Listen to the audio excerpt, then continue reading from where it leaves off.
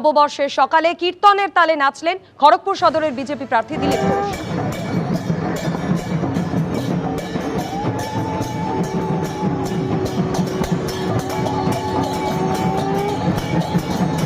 Kharagpur college মোড় থেকে Indas petrol pump পর্যন্ত পরিবর্তন যাত্রা। ইন্দা পেট্রোল পাম্প পর্যন্ত হবে এই পরিবর্তন যাত্রা, যেখানে কীর্তনের সঙ্গে নাচতে দেখা গেল খড়গপুর সদরের বিজেপি প্রার্থী দিলীপ ঘোষকে।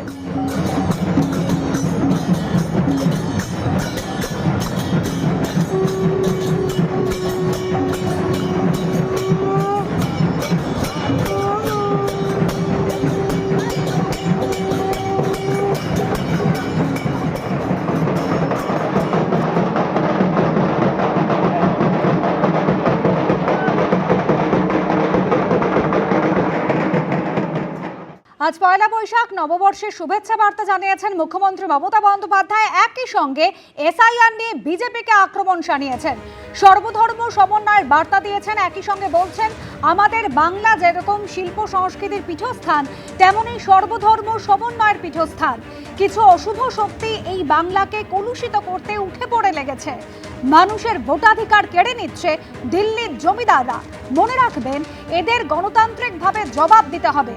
আজকের এই শুভ দিনে আসুন আমরা সমবেতভাবে শপথ নিই, সব রকম সংকীর্ণতার দেওয়াল ভেঙে আমরা বেরিয়ে আসব।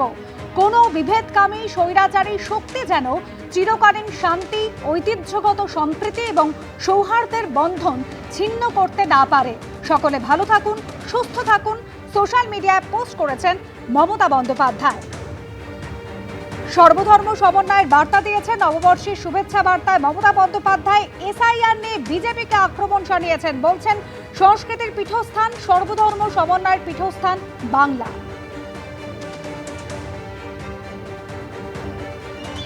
শুভ নববর্ষে সকলকে শুভনন্দন জানাচ্ছি।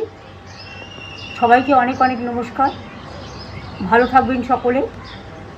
বাংলার একটা ঐতিহ্য, বাংলার একটা গরিমা আছে। এটা আমাদের বাংলার নববর্ষ এবং সাথে সাথে অনেক রাজ্যেরও নববর্ষ আছে। আমি সকলকে বলবো, বাংলা সংস্কৃতি সম্প্রীতির পীঠস্থান এবং সমস্ত সামাজিক সংস্কারের, জাতীয়তাবাদের আন্দোলনের, স্বাধীনতা সংগ্রামের পীঠস্থান। বাংলা সংস্কৃতির পীঠস্থান, বাংলা সর্বধর্ম সমন্বয়ের পীঠস্থান, সংহতির পীঠস্থান। সব ধর্ম, বর্ণ, জাতি বিশেষে সব মানুষ ভালো থাকুন, সুন্দর থাকুন।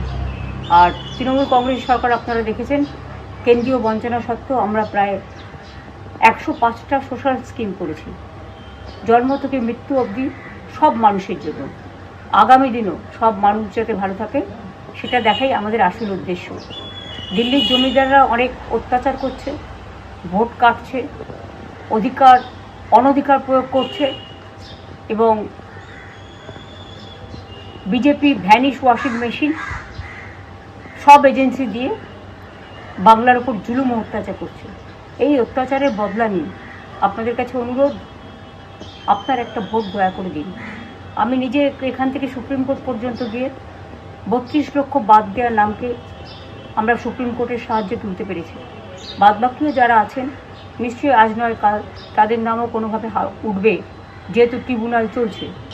তাই আসুন, আমরা দাঙ্গা নয়, রক্ত নয়, সন্ত্রাস নয়, অত্যাচার নয়। ওরা অনেক চমকাচ্ছে দিল্লি থেকে, কোনো চমকানি নয়।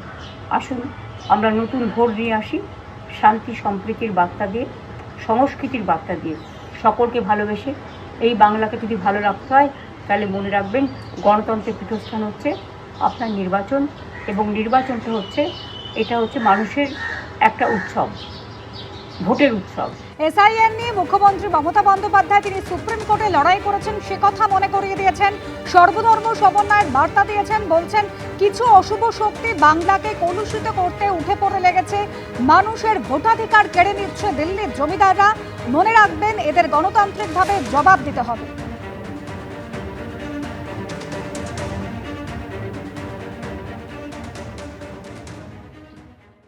এবিপি আনন্দ, এগিয়ে থাকে, এগিয়ে রাখে।